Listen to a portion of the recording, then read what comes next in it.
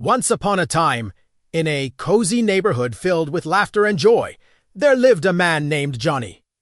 Johnny had a wife named Olivia. Their bond was unbreakable, their love immeasurable. Together, they had a little son whose innocent laughter echoed through their home, completing their picture-perfect world. Life was a beautiful melody for them, filled with harmony and cheer. They laughed together, shared dreams and aspirations, creating a world where happiness was their only language. Johnny doted on his wife and son, showering them with love and care.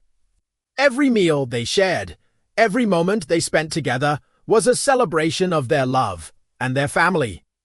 But as they say, life is unpredictable. One moment everything can seem perfect and the next, it can change in the blink of an eye. Just like a dark cloud hanging over the horizon, a storm was brewing in Johnny's seemingly perfect world. Olivia started feeling unwell. At first it was just a nagging cough, a slight fever that came and went. But as days turned into weeks, her condition worsened. Worried sick, Johnny rushed her to the hospital. The doctors examined her, ran tests, and finally delivered the news. It was just a minor fever, they said, nothing to worry about. But that night, as the full moon hung heavy in the sky, Olivia's fever spiked. Despite Johnny's desperate pleas, the relentless fever claimed her. In the cold embrace of the night, Olivia breathed her last breath, leaving Johnny in a world painted with the hues of grief.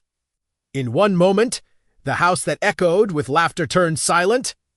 The kitchen table that bore witness to their joy now reflected the emptiness of their sorrow. Johnny held his son close, his own tears flowing freely, mingling with the innocence of his child's grief. The lullaby of crickets outside was the only sound that dared to pierce the heavy silence of the house. Each tick-tock of the old clock on the wall seemed to amplify the deafening silence.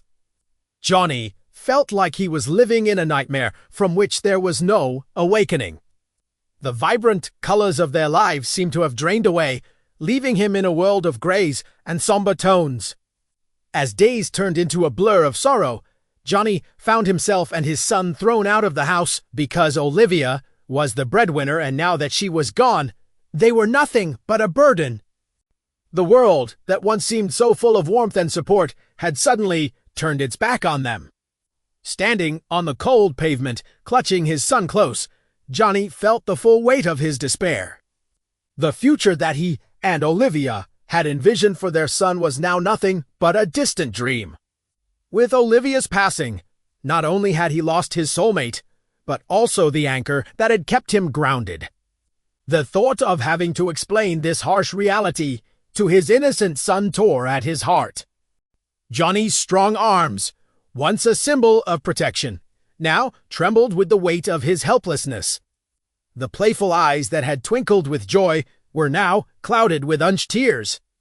As the sun dipped below the horizon, casting long shadows of despair, father and son ended up on the cold concrete streets, wrapped in each other's embrace, seeking solace in their shared pain.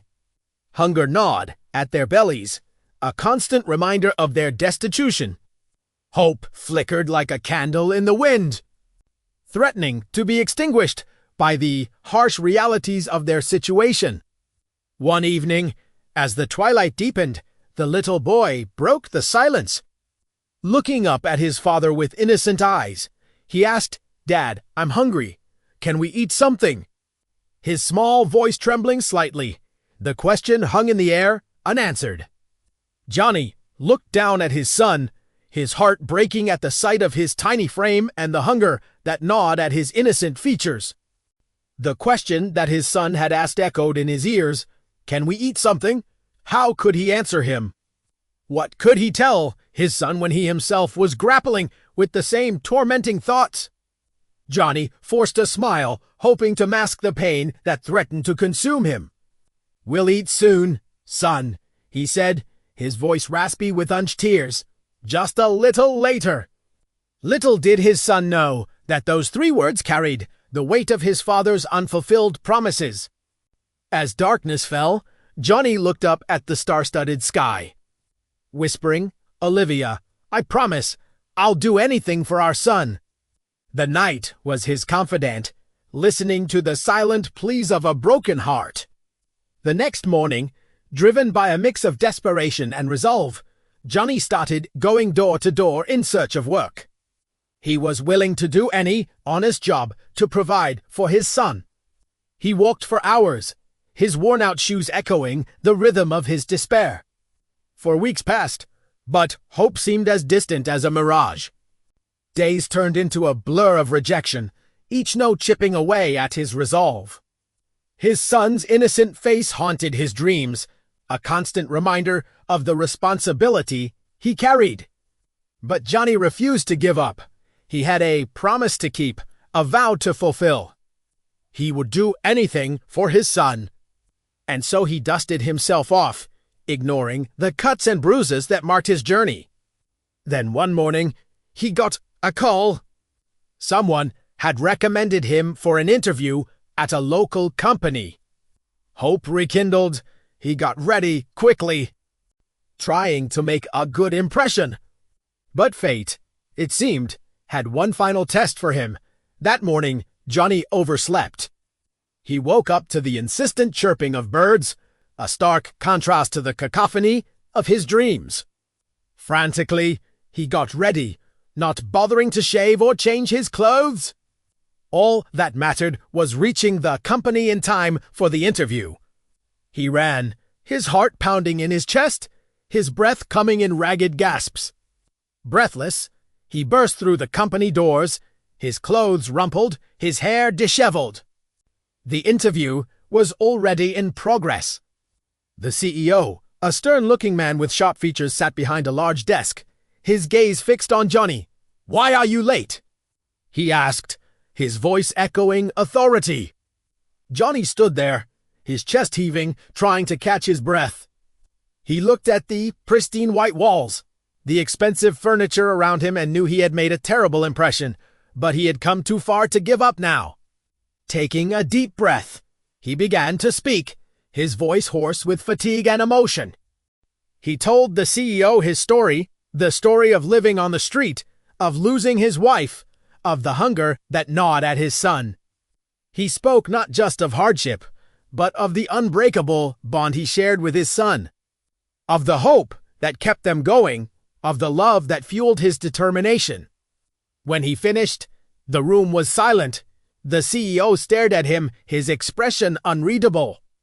Time seemed to stand still, each second stretching into an eternity. Finally, the CEO spoke, his voice softer than before. "You start tomorrow," he said. "This apartment is for you and your son. Here's an advance salary. Go feed your boy." Tears rolled down Johnny's cheeks, tears of gratitude, of relief, of a promise fulfilled. That night, for the first time in what seemed like forever, he and his son ate with full stomachs. They slept on a real bed, the touch of a pillow soft against their faces. From the next day, Johnny worked harder than anyone else. His dedication and the circumstances of his struggle endeared him to his colleagues. Soon, he was promoted for his diligence and commitment. Today, Johnny and his son live with a sense of peace, of pride. They carry the memory of Olivia in their hearts, a guiding light that illuminates their path. The love that once united them continues to be their strength.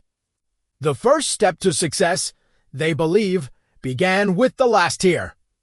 The pain of their struggle became the fuel for their triumph. And through it all, the memory of Olivia remained, a testament to the enduring power of love and resilience.